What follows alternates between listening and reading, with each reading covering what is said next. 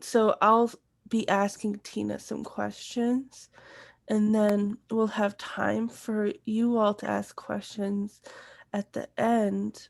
If you have a question, you could write it in the chat, and I'll ask you to unmute yourself near the end so that you could ask Tina your question. We still have some people coming in, but I think we could start if it's okay with you. Okay. Yeah, we're good. So, can you talk about your musical upbringing? I know you come from a musical family with both your parents playing instruments. How did that affect you? Sure. Hi, guys. I'm so happy to be here today. I have a tendency to talk way too much, and I'll spend like 30 minutes on one question. So I'm going to make today I'm going to force myself to be concise. So both of my parents are classical music teachers, and obviously they're also Asian. So you combine the tiger parenting and music teachers, and I was forced into the family trade. As I always say, I had no choice. It wasn't a situation where I woke up and I said, oh my God, I want to play the cello. It was more like, you are going to play the cello or you're going to die. So I said, okay, all right. And how did it affect me? I think just kind of being basically raised in a boot camp. That's what it was. The attitude was, practice minimum 8 hours a day, do chores, have no social life. And I was in cello training camp until I was 18. But I have to say, looking back, it did work, right? I built the muscle memory and all the 10,000 hours or whatever. And honestly, without that, I never would have practiced that much. I'm not one of those, I was not a self-motivated child genius prodigy type of situation. It was like forced into me. Wow. I was wondering, you also went to school for cello, and then how did you transition from the classical music that you were playing to eventually playing for films and games? Oh my gosh. Well, first of all, I feel like everybody in Los Angeles, so I went to USC. I feel like every person, literally every human and some animals in Los Angeles are somehow working in the film or TV or modeling industry, right? It's just kind of like everybody's there for that. So when I was at school, I started doing sessions for the student composers because I was Baroque. So for like, it was like 10, 15 bucks an hour or something at the time. And I just started doing sessions, and it was great practice because I had no idea how to record to click. Because again, I was in such a conservative household. We weren't allowed to listen to other types of music. I mean, it was to that extreme, so it was only classical. And I don't know. I'm trying to remember what was my first kind of like more mainstream thing. And so for a few years, I used to play in the scoring orchestras before I kind of focus now like on solo work. Sorry, Kensington, even the animals in LA work. Yeah, it's true. And I did a recital. It was like my, I don't know, freshman year recital or something. And I think a composer, Roger Neal, yes, my friend Roger, who was writing the music for King of the Hill, he was at the recital because he was friends with one of the student composers. And then after, because I honestly hadn't even thought about like film, like scoring. It wasn't in my mind. I was more focused on how do I play heavy metal? How do I tour and like play at like metal festivals? That was my focus, and the classical stuff. So I remember he came up to me after the recital and said, "Hey, or would you ever be interested in playing in in sessions for like this TV show? I write for King of the Hill." I'm like, "Oh, I've heard of that. I don't really watch TV, but okay." And that's kind of how it started. But as far as like I think my relationships that I've built over the past like decade or so, it was really done predominantly, I would say 95% on social media, Facebook, YouTube, Instagram later, but it's really just me constantly sharing what I'm doing, whether it's my practice or my own music, my videos, and then all of my clientele, even guys, sorry, they're always like mosh pitting. They're not fighting, they're like playing, right? And that's, yeah, I mean, it's such a big question, and there is no simple answer, so it's a lot of micro steps that lead to a result. And every day I wake up and I have to you start all over again. I never feel like, I'm like, oh, I'm good. Like, okay, maybe that's a little extreme, but that's just how I am. So every single day you start like you're nobody, and then you just keep the engine going. I love that. So since then, you've been a featured soloist on many soundtracks such as Cyberpunk, Dune, Top Gun, Wonder Woman, Lion King, Dunkirk, Inception, so on. Can you talk about what it's like to play on these scores? Does a composer reach out to you and write for you in mind? Is it a collaborative process? And what does the composer do to make sure you get the best performance? Right. So sometimes it is a collaborative process. I would say like maybe 50% of the time. When I first started, and I think before I found my own voice, like what is Tina? Like what does Tina sound like? Because to me, the last thing you want is to, like for me to play a passage and you listen to it and you're like it's very nondescript. It's fine, it's nice, but you can't tell who it is. I think that applies in any industry that you're in, right? If you kind of just blend into the crowd, if your music just sounds kind of like fine, that's not good because there's a lot of people that are fine or good. So I think it's important to find your voice. So before I found my voice and I had a specialty that somehow just manifested, right? As I explored my own musical stuff, it was definitely composers looking for, oh, I need a cellist, for a project or a band or artist, and then I just record the cello part. But I think after I built my own, some people call it a brand or whatever, but I built my own musical voice, then it became like, oh, we want Tina. Okay, how do we write for Tina, or how do we collaborate with her in her whatever style of stuff that she does? And so working on these films, I mean, of course, it's been incredible. A lot of them have been scored by Hans, or maybe like almost all of them that you mentioned. And so Hans, I started working with, I think 11 or 12 years ago. And he saw my Queen Bee music video. So it was a heavy metal. It was my very first music video that I put up on YouTube. Very extreme, rated 18 and over. So please sign in onto YouTube to watch it. It's artistic, not pornographic, but anyway. So I went there, and after he saw that video, he reached out to me and asked to work together. And so the first film that I did with him was Sherlock Holmes, like way back. Oh my gosh, I don't even know how many years, at least 10 years ago. And that wasn't metal cello. Actually, it was like more of like gypsy acoustic cello. And working with Hans is definitely a collaborative process. So yeah, it just really, it just depends. I mean, there's so many, every project is different. Great. Um, so in addition to soloist work, you're on soundtracks of such films as like Kung Fu Panda 3, Hancock, The Hangover Part 2, Fast 5, X-Men, First Class, Family Guy, American Dad, so on. What is some studio etiquette that you think is important? And also, what kind of notation do you hope to see in order to get a good performance? Right. So as far as notation, it would be ideal to have music that's been kind of like checked first to make sure it's actually playable on the cello, not because of limitations of how good someone is, but sometimes I do get stuff, and I do it too. Like when I write for, I don't know, trombone, like I don't know how to play the trombone. So I'm just kind of guessing what's playable. And usually it's okay. I can manage. And also because I self-record, you just kind of like, sometimes I chop stuff together. It's like literally impossible to play, and then I'll edit it. But in general, if you're trying to maximize time because you're paying someone by the hour, you're paying the studio, it's a really good idea to make sure you double check with like maybe a cellist friend or whatever, that like, is this actually playable? Because you end up wasting money and time. And so notation wise, yeah, like ideally it's done properly, whatever that means in the classical term. I there's a lot of composers, who work who can't read music, and that's totally fine. So sometimes people will send me just MIDI, literally, and then I will just figure it out from the MIDI. So for me, I try to be as flexible as possible. But in general, if you're trying to save time and maximize time, it's best to be as prepared as possible previously. And then studio etiquette. So remember the session that I mentioned to you guys, my very first session, and it was like a union session at, I think it was Sony or Fox, one of the big sound stages. So, because I'd never been there before and no one gave me very specific directions, it was so huge. I ended up walking in like 20 minutes late. I didn't even know what the red light outside meant. I'm like, oh, it's a pretty red light. Okay. So I like walked in the middle of a take, 100 people like turn their heads and like, ugh, who's that? Who's that crazy girl walking in with her cello in the middle of a take? So get there early.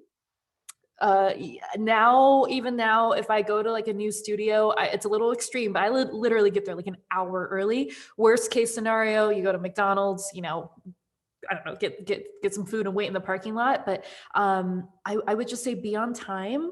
And then as far as studio etiquette in the orchestral world, I think if you're like, you know, playing in one of the orchestras, there is definitely like a hierarchy system. Maybe you guys have heard about it. It's kind of, I don't know. Like, I'm honestly not a big fan. I think anytime you get a large group of people together and it's very competitive and there's limited spots, people start getting a little catty, a little weird. And so I wasn't a fan of that like high school energy with like 60-year-olds, you know? You know, if you want to like, I guess for me, if you want to like kind of make it in that world, you have to kind of make yourself a little bit more nondescript, the opposite of what I was saying, you know, blend in. People got mad at me for my vibrato. I'm like, I can't control my vibrato. Like, oh, like, you know, it stands out too much. You're like, you're too dramatic. I'm like, all right, guys, this is like not for me, you know, but there are some people, I have friends who love it. I have friends who don't want to be a soloist, and that's fine because we're all different and we have to find our, you know, the perfect fit for us. So if that's something you want to do, I think just be really nice, be on time. And yeah, I think that's all I have to say about that. Yeah, those are definitely important things for a session. In addition to all your film and classical work, you've performed with Adele, Pharrell, Alicia Keys, Katy Perry, Stevie Wonder, John Legend, so many others. Can you talk about how do you get these opportunities, and how does playing these other types of music in different genres, how does that affect you, and how have you been able to branch out to do so much different music? Right. So anyone can learn anything. I am a big believer in that. You just have to take the time. So when I started, of course I had no idea how to play any of this stuff. I just say, "Oh yeah, of course I know how to do that." And then, oh shit. I'm like, you know, on YouTube like trying to figure out what to do, but so always say yes. As far as how it goes back to the same thing I mentioned. I guess I'm an anti-networker. I don't network. I never reach out to anybody. I don't, because I think it's also, I force myself to become more extroverted and I like talk a lot, but naturally I'm actually more of an introvert, and it makes me very uncomfortable. The thought of like bothering someone, or like, I don't know, I just like cringe. I'm like, oh my God, like I'm just scared of like annoying people, and I don't want to do that, you know? And so I think it started out from that reason where I never reach out to people. I don't go to networking events. All I do is I focus on myself, my music. I practice, I post videos, I create art, and I constantly put it out. So it's more of like a billboard, and the billboard's like constantly doing stuff, and you're drawing people to you instead of the other way around where you're like chasing after people. Because I mean, if you think about it, anyone with any type of clout, you know, in our industry, they're probably getting like hundreds of emails and messages. And now I do as well. And like you can't even read them. Like there's no time. You know, people are busy. So I never say never. I mean, there's a small possibility that just randomly you can maybe, you know, but I'm always very careful about first impressions, because you can't take back a first impression, right? So if you just annoy someone, or you like the first time, there's kind of like that negative, you know what I mean? So all of the things that you mentioned, all of my concerts too, not just, you know, scoring work, but collaborating with other artists, concerts, commercial work. All of it was them approaching me. So it's the other way around. And I call it the dangle the carrot method, where you focus on your carrot and don't shove it into everybody's face, like, take my carrot. And they're like, oh my God. All right. Cause everyone's shoving their carrots, right? I focus on it and try to make it as interesting as possible. I water the carrot. I try to decorate it with like crystals and be like, oh, look how unique this carrot is. Oh, look over here, right? And so it's more of that energy of trying to like look what I can offer. You know, that's different from everything else. And that's just my personal experience. I'm sure it's different for everybody, you know. And was there another part to this question? You said, how did I get the jobs? How do I? Yeah, I was just wondering how you've been learning all these different genres and how you branch out. Right, right. Yeah, you just do it. I mean, there's no, I know it sounds very, I don't mean to be flippant at all, you know, it's like Nike, just do it. Like there is literally no other way, right? So if I think the first time, I'm not a great jazz player, and I just don't like, I'm really into obviously soundtrack music, epic music, you know, I'm into classical music, and I'm really into like heavy metal and industrial metal. But as a working woman or person, you have to be able to be flexible. So I've learned all the other genres. And you know, when I had like a jazz gig, I'm like, oh, okay, all right. So I'm just on YouTube. You just watch like hours and hours of videos. You kind of let it like permeate into your brain, and then you just play along with it. You watch tutorials from like jazz guitar players, because there's not that many jazz cello players, you know, and you just spend the time. It's the same thing as, honestly, it's the same thing as practicing classical cello. You just have to take the time to learn it. Yeah. Awesome. So, in addition to all your work with cello, you're a brand partner of Bentley Motors, where you compose and perform and produce music. And you've also composed music for the Ritz-Carlton. And you've had huge clients such as Fortune, AMC, Microsoft, Apple, so on. So I was wondering, how did you get into this work?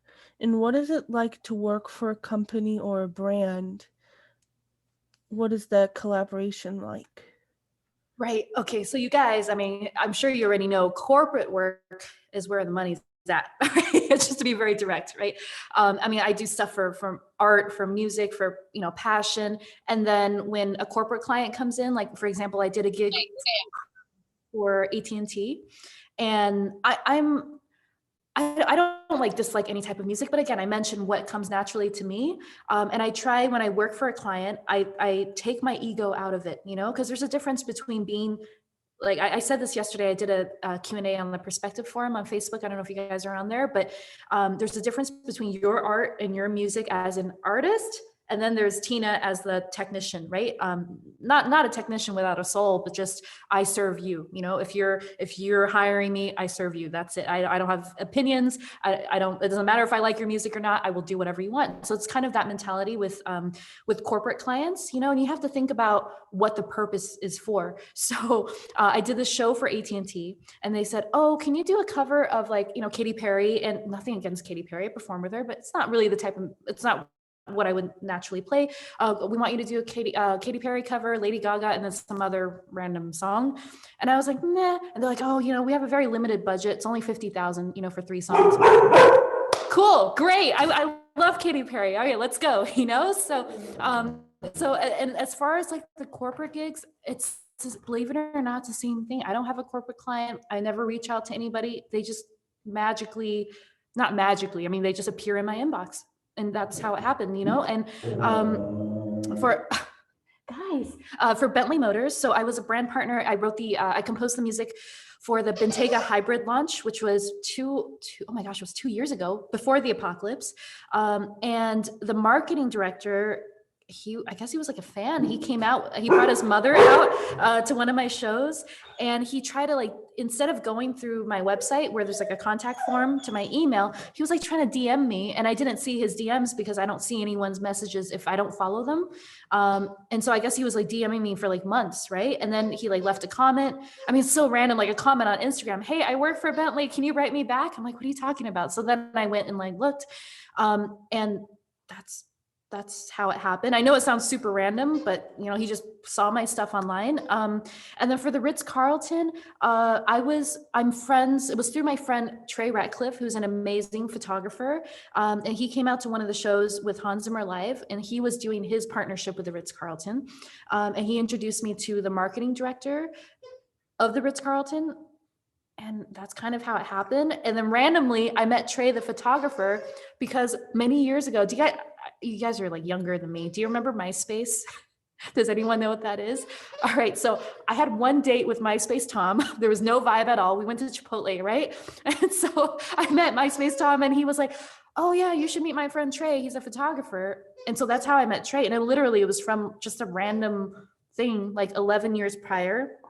And then somehow Trey met Hans, and you guys have seen those beautiful photos of Hans's studio, like the super. So he was the one that took those. I mean, it's just like completely like almost like nonsensical, whatever. And that kind of goes back to like what I said about just to be really nice to everybody, not in like in a fake way, but just be kind, just you just don't know what type of strange, it's a very small world, what type of strange like connections can happen. But yeah, I mean, I know a lot of musicians and people, they have like corporate agents and managers that constantly reach out to people, but I've never done that. I'm still self-managed and self-agented. So I just kind of like, sounds a little weird and like, out there, but I just, again, it's like I focus my energy not out, but in, and I just work on myself, make myself better every day, hopefully. And then it just comes. That's wonderful. I was wondering if you could just tell us about your composing process. Do you tend to write on the cello, on the piano, in the DAW? What do you do? I think it depends on the type of music. Like some of the stuff I do, I write stream of consciousness, but that obviously only works if it's like, for me, like maybe more meditative type music, more like ambient music. I just got a new piano. You can't see it, but it's over here, like a grand piano. But before I would write on like a MIDI keyboard, maybe the cello. But if the music doesn't have cello in it, it's just, I'm very fluid, like just like with everything else in my life, I don't do things the same way because I think it depends on what the application is. Like when I did the thing for Bentley Motors, they wanted it to be cello based because they wanted me to be able to perform it because I also performed, the song that I wrote for them in like 4 different Bentley events. That year. So of course it had to be playable on the cello. So in that instance, okay, I'm like, all right, so I'm thinking about what is it going to sound like and what is it going to look like when I'm performing? It needs to also look impressive, because all of these people are not musicians. They're just like, ooh, like we need to like crazy moves. So I take it into account. So yeah. Nice. So in 2016, you had a 4-album exclusive recording contract with Sony. You've had numerous albums under your own work, and you're working on your second Sony album, Dies Irae. Can you talk about your albums, what has inspired them, and what makes you want to release albums separate from the work you do on scores? Right. Yeah. So working on soundtracks, it actually started off as like, it's like a day job. I mean, a day job I love, but so I would do sessions for other people, again, as a service provider. So then I could pay for my own stuff, my own music. And so before I was signed to Sony, I self-released 9 albums. Again, when I started, I had no idea what I was doing. If you listen to some of my early stuff, it's like, oh God, that's terrible. I mean, it's like abhorrent, right? So, but it's good. You have like a documentation. And I think the thing is, you can't be afraid. I mean, I've met people where like they'll never release anything, or like, they're like, oh, I just don't want to share anything. I don't want to post anything. Like, I don't know if it's good enough or it's not good enough. And for me, I'm like, who cares? At least you're doing something. It takes a lot of bravery, I think, to be able to just put it out there. And of course there's going to be like negative stuff, but what's worse than having people say bad things about you? Nobody's saying anything about you. That's worse because then you're invisible, right? So that's how I feel. So, and that's what I tell myself to force myself to just release stuff. Not okay. Again, if it's like terrible, you might not want to release it, but just to get it to a point. And so I was releasing maybe 1 to 2 albums a year. One year I released 3 albums, which is probably not, obviously I wasn't thinking about like, oh, how are these albums going to perform? It was just me and my musical experimentation and just wanting to like put stuff out. I don't know. That's just how I am. And then as far as a record deal with Sony, I honestly never even, it was one of those things where I didn't even think about it because I'm like, oh, that's like really unrealistic. I'm not gonna get signed to a major label, like whatever. So I was really focused on just doing my own thing, again, internally. And what happened was in 2016, it was the first Hans Zimmer live tour. And I think the London office at Sony Music, they went to go see the show. And then that's when they saw me perform. And I had like worked on some Sony projects previously, so they kind of knew who I was, but it wasn't until they saw me perform And that night, I got an email actually from Sony and from Universal, both offering to sign me. It was like, oh my God, that like just, just like that. And so then I was negotiating myself without a lawyer, which is a little crazy. I was like reading law books and like, I don't know what's wrong with me. I probably have a bit of a problem. I'm too much of a control freak. So I negotiated the record deal myself. And so it's a 4-album deal. I released Game On in 2000, what was it, 17? Or I don't know. I don't remember when it was, 18, 17. And we finished the new album right now. We're finalizing album artwork. I'm shooting 2 music videos next month in LA. So yeah, I'm excited. I hope you guys like it. It's a little all over the place. And one of the songs, there's actually one song that features a singer, Serge from System of a Down, which was a big, because I'm a huge System of a Down fan. So that was exciting. And yeah. That's exciting. Looking forward to seeing that. Can you talk about your Cine Samples library? It's a library I personally use in most of my projects. Why did you decide to make a sample library? Right. Well, I mean, so this was the first one I think I made in 2012 or I recorded. So it was quite a few years ago. And there was a lot of libraries out at the time, but not as many as now. I think now everybody and their mother makes a sample library, which is great, And I know that a lot of like musicians, like instrumentalists, they're kind of like anti-sample library again, because like, oh, it's taking work away from musicians or whatnot.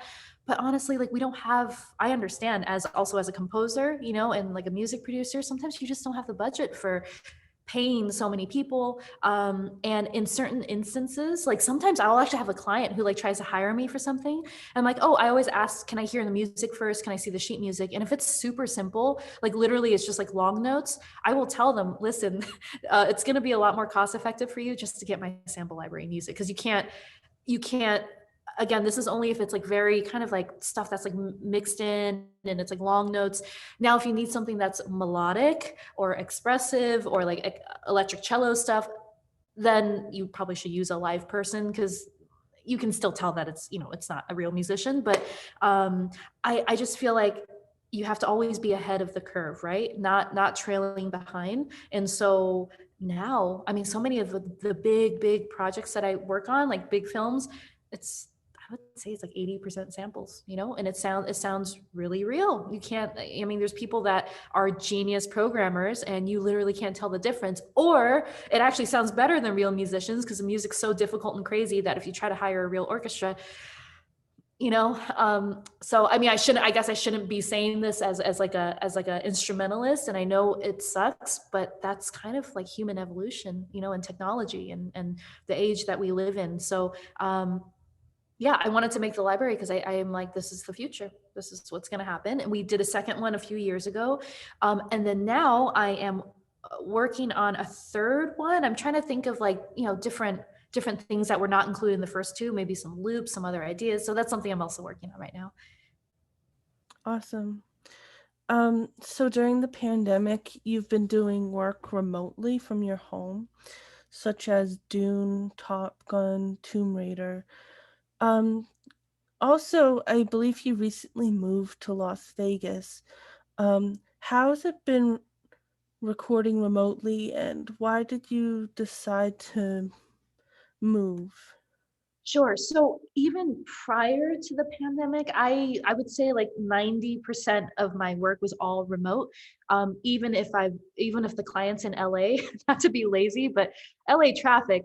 So I'm like, listen, like I know we're in the same city, but it's gonna take me an hour or an hour and a half each way to get to your studio. Do you mind if I just do it from home? Sure. So most of my work was already remote. And then I was also traveling so much. I was going to the airport at least once every other week, sometimes once a week, just for random, one-off shows, corporate events, whatever, tours, stuck in traffic. And I thought, oh my gosh, this is insane. Like I'm just always at the airport, we're stuck in traffic or at home. So I'm actually not physically in LA. I mean, LA's outside, but I'm not, and so I decided to move here.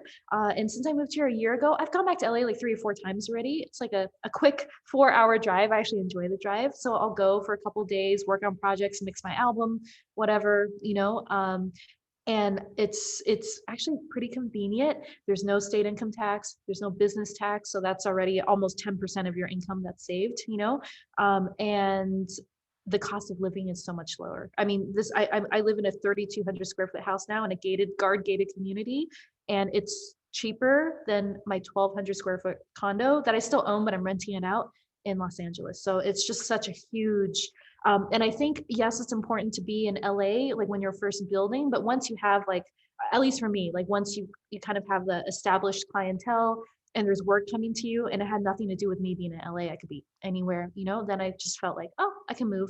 However, that being said, who knows? I might move back to LA one day. I'm not sure. But as of right now, especially during coronavirus times, it's been great, because can you imagine being stuck like in like a small, condo with 2 large dogs for like a year? That would have been bad. So it's actually been a good move.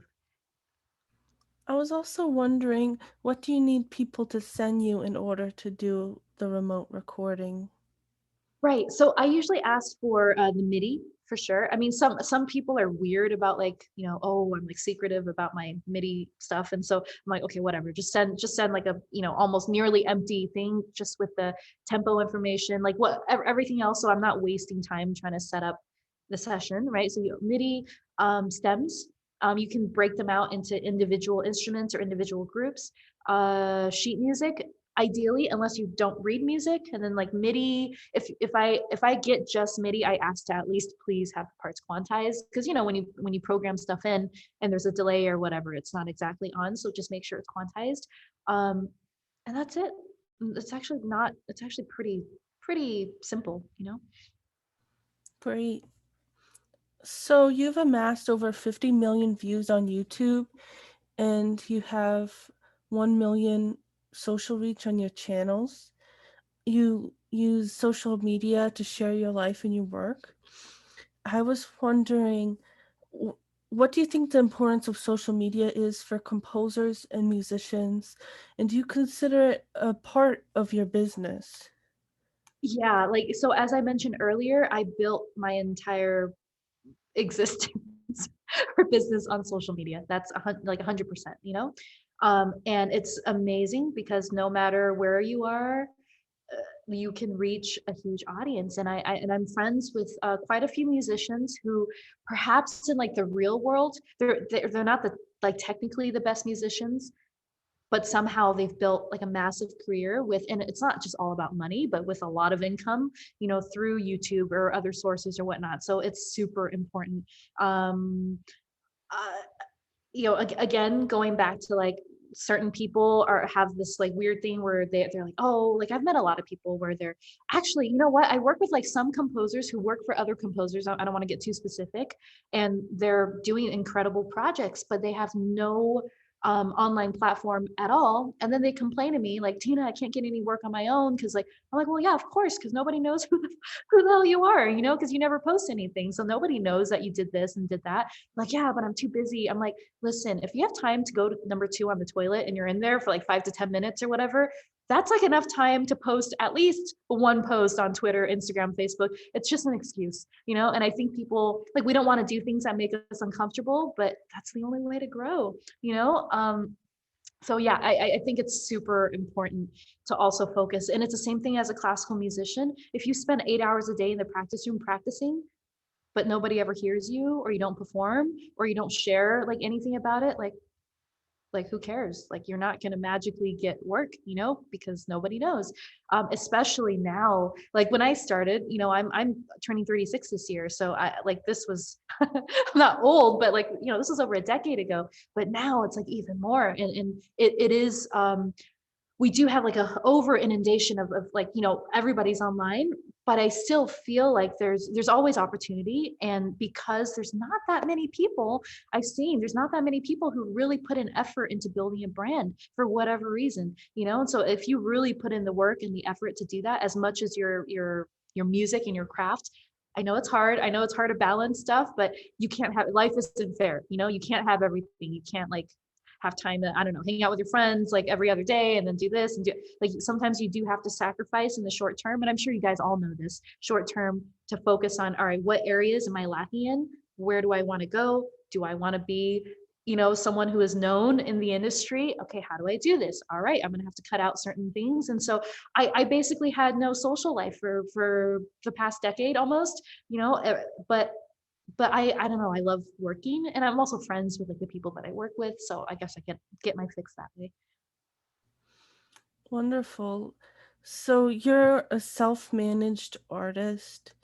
You know about investing, financial planning.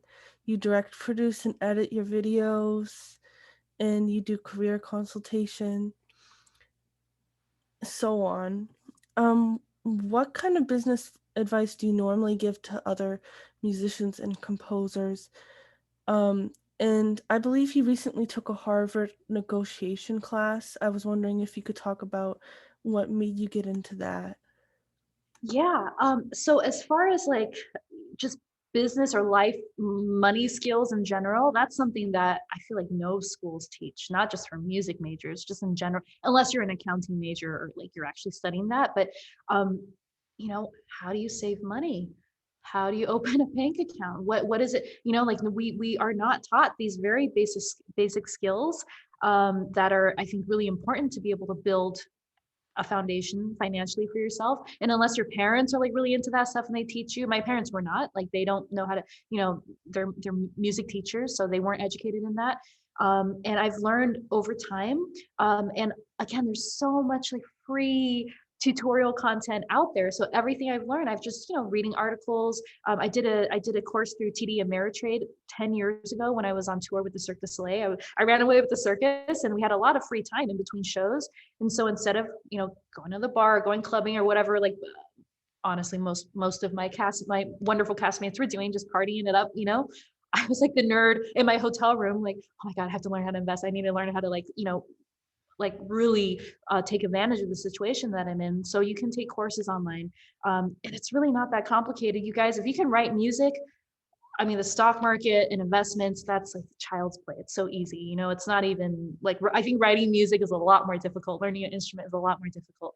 Um, yeah, I'm a big believer in like self-education. And even my beloved cello professor at USC, Eleanor Schoenfeld, she even told me like what a truly great teacher does is they teach you to teach yourself, so you no longer need another teacher. Because if you're always dependent on somebody else, a mentor, a teacher, a parent to tell you what to do, like you're just like a child. You're dependent all your life, right? So it's like really how to like learn to figure things out yourself. Of course, you're going to make mistakes. I've made tons of mistakes, but the thing is, it doesn't like, I don't care. Like has no effect. I'm like, whatever. Okay, next. You just keep going. And I'm sorry, what was the other question? Financial stuff. Your Harvard course that you took? Yeah. So, COVID happened, and I've always done my own negotiations. And I think I saw an ad or something on Facebook, and I'm like, oh, maybe I'll do a course for fun. And so I signed up. I did the course, negotiation mastery course. Honestly, most of the stuff I think I already practiced in my day-to-day life, just negotiating with clients. But for me, I like situations where I feel really stupid. And like most of my schoolmates were all like business people. Like none of them were musicians. I was the only like weird musician in it. They were all business professionals, CEOs, present, whatever, in banking and tech. And the exercises that we had, because we would practice like this over Zoom, of like negotiating deals like in an energy sector, just stuff that I literally know nothing about. And while I spent like half my time feeling highly uncomfortable and dumb, but I told myself like, this is good. You don't ever want to feel like, oh, I know what I'm doing, or so it was. I think I learned a lot, and it's good practice to make yourself really uncomfortable, because in life you're gonna have situations where you feel really embarrassed and really uncomfortable, and if you learn to like poker face, stay cool, even if you have no idea what you're talking about, like myself. So yeah, I think it was just a good, really good experience. Amazing. So I think I'm gonna open it up to the audience, and their questions. So if anyone has questions, feel free to put them in the chat. I'll call your name and then you could unmute and ask your question. So I think we'll start with Michael. Hello, thank you so much for talking with us, Tina. My question was basically, do you now appreciate the way that you were brought up in your household in terms of how incredibly strict it was regarding music and practice? Or do you believe that you still could have achieved at least a majority of your success without feeling like how you put it, like you were in like a boot camp all the time? I'm curious what what your thoughts are. I mean, I don't know, to be honest. I think I probably would have got into business, like some kind of business thing, because I think naturally I'm just, I don't know. I do have this desire to like conquer things. Maybe I would have, I don't know. I don't know what it is, but I will tell you for sure that I would not be as technically, I don't know, dexterous on the cello.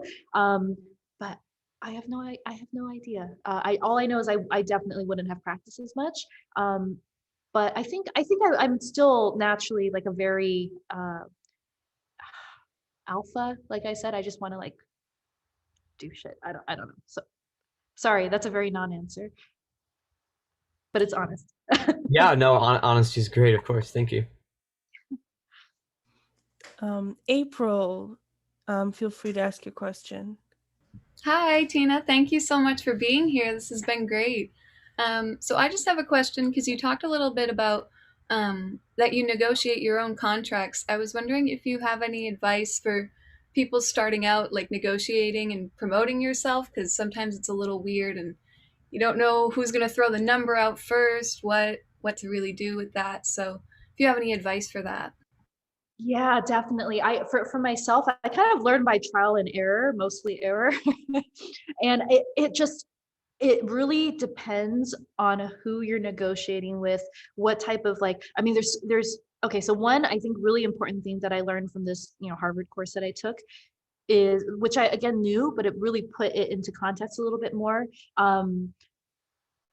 You know how like there's always these memes and people talk about like, oh, doing stuff for exposure. So we don't want to do that, but it really depends on the value that being associated with the project brings you, right? For example, I'm just going to be very blatantly honest. Hans usually does not pay my usual rate. He actually pays me less. And people think that he pays me more because he's Hans, but because of his stature, certain people can, I don't want to say get away with, but because of the brand association with a certain thing, so it's not, things are definitely not what they seem on the outside, but so you have to consider the association, right? Unless it's a corporate gig, then you can charge up the wazoo and they're fine, they're good.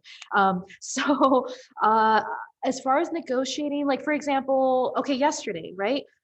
Some random, I don't even know who it was, some small production company asked a license 15 seconds of a pre-existing recording I did of a Bach prelude. And like I did this recording 11 years ago in my apartment, right? And it's sitting there, and they just threw out, "Hey, is $500 okay?" Yeah, I could have taken the time, I'm sure, to negotiate more, but because I didn't have time, like, yeah, whatever, send it over. So in that instance, I did not negotiate at all. I did look it up. It's a very small, like low budget film. Okay, but if I found out it was, you know, a major production, then I would have gone and negotiated.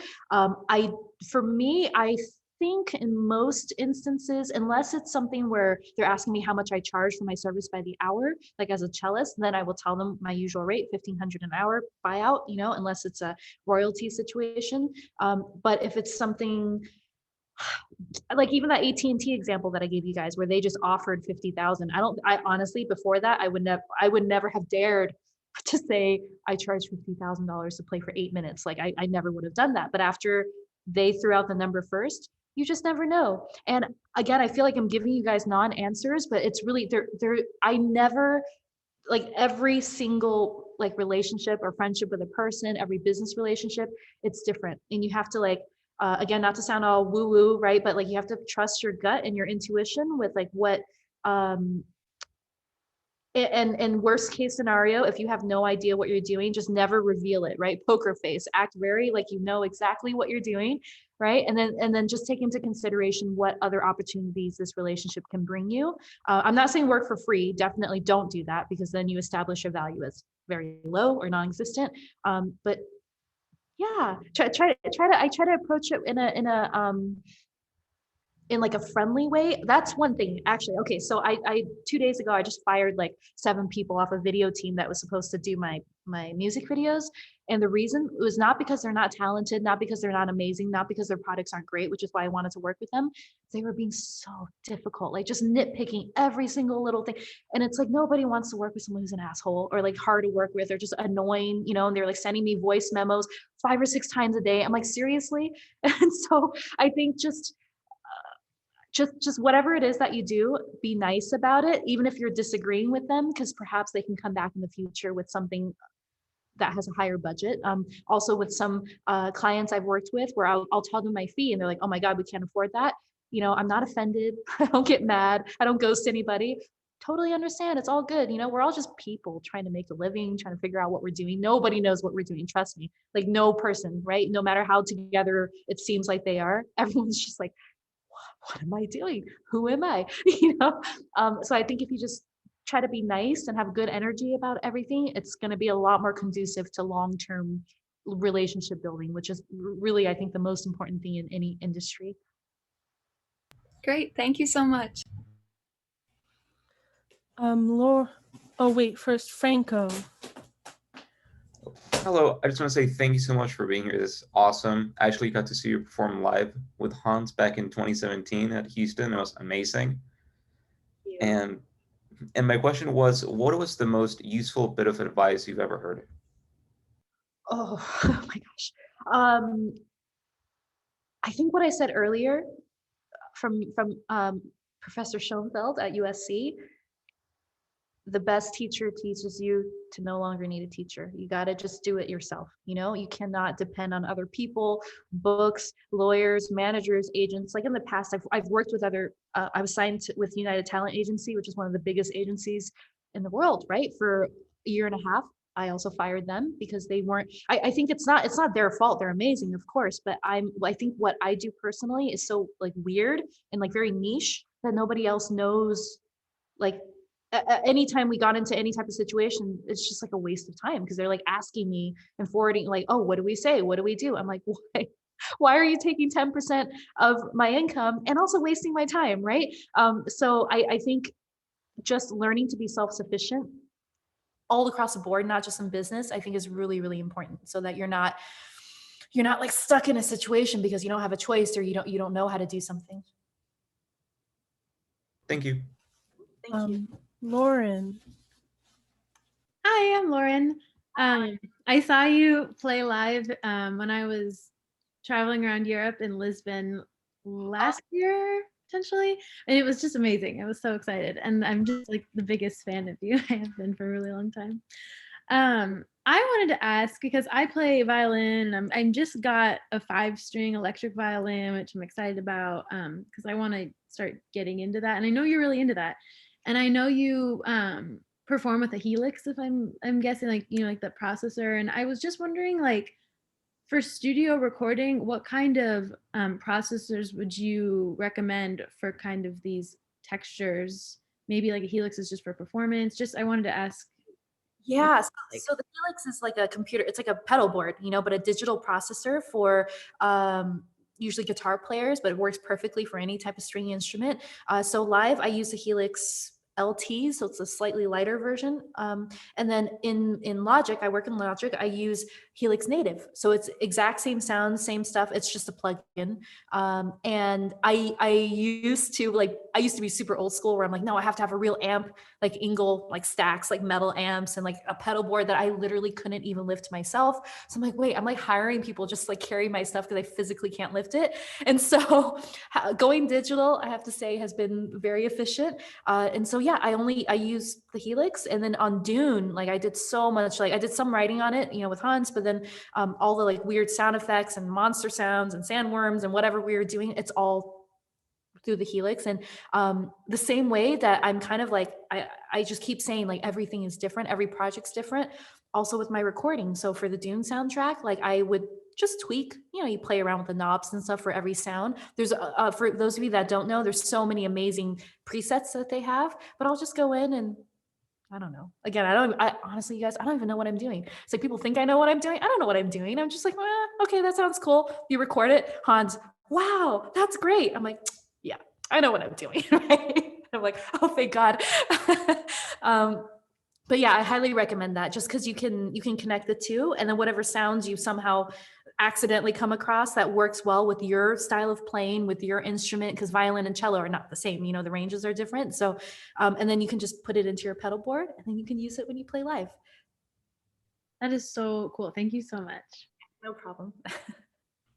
Laura, feel free to unmute. Hi, thank you so much for coming.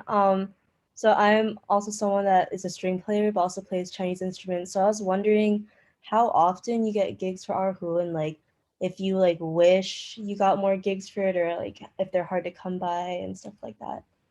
Absolutely. So I actually, yesterday being one of the days, I actually turned down more gigs on erhu, which is a Chinese instrument, you guys, because I'm not really like a real erhu player. And I tell people, I'm like, listen, you should hire like a real erhu player. Do you want to know how I started playing erhu? I was asked to do a concert with the Golden State Pops Orchestra. It was a video game music concert, and I was playing because I did the cello solos for Journey by Austin Wintory, and I guess there was like a, what was it? Uncharted. There's like, it starts with like an erhu solo or something, and they looked at me because I'm Chinese. They're like, "Oh, you're Chinese. Like, do you happen to play the erhu?" And I was like, well, I'm like, how much does it pay? Because at the time, you know, I wasn't making very much money too. I'm like, oh my God, I need to make more money. It's like, oh, it's like an extra $300. I'm like, yes, I had never even seen it. Or I'm like, I don't know. I said, yes, I play the erhu. Yes, I spent more than $300 on buying it from a random music store in Texas and having it overnighted. And it's on YouTube, the performance. If you look up Golden State Pops Orchestra, Uncharted, there's like me pretending to know what I'm doing. Thank God the part was really easy. But I remember after the erhu arrived, I had a week right before the dress rehearsal. I was practicing 5 hours a night. I still don't play it properly. Like my vibrato is not right.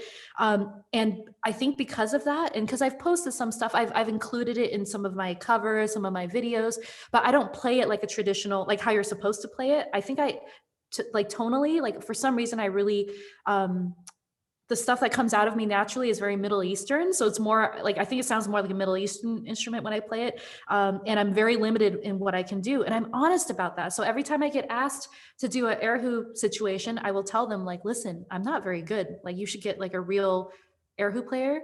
And so I guess my answer is yes, there are projects that want like an Asian flair or sound. And there's a market for everything. And if there isn't, you create the market, you know, like before I started, there was no market for electric cello, like on sound. I mean, Martin Tillman was working with Hans, you know, and he was doing that. But again, with like, you have to create, like, I don't know what Chinese instrument or Asian instrument that you play, but again, it's the whole dangle the carrot thing, right? So just constantly share a lot of content, and then people will see and hear what you do, and like, oh, that's amazing, I should include that in my project. So it's like the reverse thing, you know, not the other way around. Yeah, that's really good advice. Thank you. Ellis, feel free to ask your question. Yes. Hello, Miss Tina. Thank you so much for doing this. My name is Ellis Hamilton. If you don't mind me asking, I just have a quick question. I was wondering, sorry, I apologize, my fan is running in the background. I was wondering, what was your process for creating and releasing and self-releasing your albums, and I guess more so like on the post-recording side, because that is obviously a factor as well. But is my question making sense? Yeah, I think so. So you're saying after you create the product, right? How did I release it? I use is that what you're saying? Like what distributor? Like through CD or? Well, like yes, that like in a sense, but also like, did you hire like a mixing and mastering engineers and the marketing and the promotion? So I guess yes, the distribution, but then the other factors as well. For the most part, no. When I say do it yourself, I literally mean do it yourself, right? I think The only album that I paid a publicist to promote was The Journey, which was, again, it was when I was on tour with the Cirque du Soleil. And I thought, oh, perhaps I can like, and what it led to, honestly, it wasn't that much. Like I did some like morning show appearances in the different cities that I happened to be in. You know what, I know what I do, how I've done it is very non-traditional. I'm not saying that it's the right way to go, but the social media is so powerful. I feel like I can get more done with spending some money on very targeted Facebook ads sometimes. You know, if you like target the right people, the right audience, that can be more efficient. Because if you think about like traditional publicity, what, like newspapers, talk shows, but that's like a different level. I mean, you have to be like super A level for that. Magazines, and like, sure, I still get like Vogue magazine, some other stuff, but for the most part, everything's online, you know? So you can really do a lot, which is great because you're not limited by like financial stuff if you don't have the money to pay traditional publicists or whatnot that much. So you can definitely start yourself and you know, put out, again, it's important to put out videos, music videos, which I know also takes money. And the reason, you know, it was mentioned earlier that I direct and edit and produce like my own music videos, and I still do for the most part, is because I didn't have any money to hire anybody. So I'm like, oh my God, how do I do this? I'm like, I guess I just have to figure it out myself. So that's, I started with, you know, iMovie, and everybody has iMovie if you have a Mac, right? Or like just other free programs. Yeah, I mean, I know even when I talk about it now, I'm like, oh, it sounds kind of overwhelming, but like it is overwhelming, but you just have to do it. You know, there's no other, I don't know. I wish like there literally there's no other way. You just do it, you know, one step at a time. And so most of my stuff was released through CD Baby, and that's it. You know, it's, you just put it out and then you post it, and sometimes things stream well, sometimes they don't, but it doesn't matter. I never like obsess or just like really focus on like, it's like the second that I birth a new music baby, not that I abandon it, but it's like next, you know, I don't even think about it, right? So, and then before you know it, you're like, oh my God, I've released 10 albums, like whatever. Okay, you just keep going and don't waste too much energy thinking about the past, you know? Awesome. Thank you very much. I think we have time for one more question. Trey, feel free to unmute. Yes, hi. Thank you for being here. I just wanted to ask you, as a composer myself, how important is it for us to build these kind of relationships or friendships with specific musicians? I know you mentioned Austin Wintory in your work on Journey, and I was just thinking about what he said, how when he first created the theme for Journey, he just called you up to come play it like that night. And so I was just wondering how important is it to create that kind of relationship with musicians? Yeah, you know, I feel like most composers have their core group of people and musicians that they work with. You know, it's like becoming friends with somebody. You just kind of, for whatever reason, it just works, and then you just keep working with them, unless you have a project that comes up and you need some weird exotic instrument and you find someone new. I mean, I think, I don't know if it's like important or not, but I think it just kind of naturally happens, you know, as you work on more projects. And you just kind of, I don't know, I guess we like to work with our friends as well. And like building that type of relationship with the musicians and with people that can hire composers, of course, you know, like friendships with directors. I'm not saying go out there and like find people who are directors and befriend them just to like try to get work, because that's, you know, not good. But I think, again, like the big thing is like you said, the relationship and genuine friendships, not out of like convenience or trying to get something from somebody, but really just taking the effort to keep that like relationship in it. It just happens organically. I don't think it's really something that, you know. Actually, I should probably text Austin. I haven't seen him for a while. No, I was in LA like last weekend, and I was only there for 2 days, and he texted me. He's like, hey, you're in town. You didn't tell me. And I was like, oh, I didn't have time to hang out with him. So thank you. I'm going to text him after this. Okay. Awesome. Thank you. Well, it's the end of the hour, and I just wanted to say thank you so much, Tina, for speaking with us today. You're a very inspiring person, and I'm sure we all took away a lot from what you said. Thank you. Thank you so much. Can I take a quick screenshot? Do you guys mind? Is Oh, anybody? sure. Take one. Okay. All right. All right, everyone. 3, 2. Wait, hold on. People are turning their cameras on. Wait.